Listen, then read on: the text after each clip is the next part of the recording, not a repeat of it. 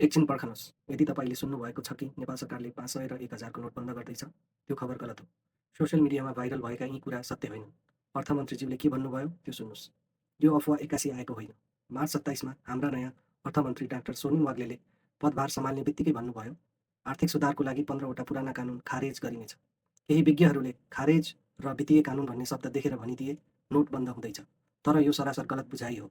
यसको नोटसँग कुनै सम्बन्ध नै छैन। अर्थमन्त्री डाक्टर सोनिम वाग्लेले यो हल्लाको सिधा जवाफ दिनुभयो। सोसल मिडियामा कसैले सोधेपछि उहाँले भन्नुभयो, हामी त्यसो गर्दैनौँ। 2 शब्दमै कुरा सकियो। सरकार आर्थिक सुधारमा लागिरहेको छ, तर तपाईँको हातको नोट खिच्ने कुनै योजना छैन। बरु नोट बन्द गर्ने होइन, सरकारले मुद्रा सम्बन्धी कडाइ घटाउने काम गरिरहेको छ। अब असली खबर के हो भन्ने सुन्नुहोस्। यो खुसीको कुरा हो। डिसेम्बर 2025मा सरकारले एउटा ठुलो निर्णय लियो।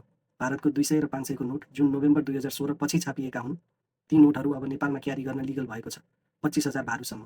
त्यसैले नोट बन्दको सट्टा सरकारले सुविधा थप्दैछ। ध्यान दिनुहोस्, 2016 अघिका पुराना नोट भने अझै बन्द छन्। ती नलिनुहोस्।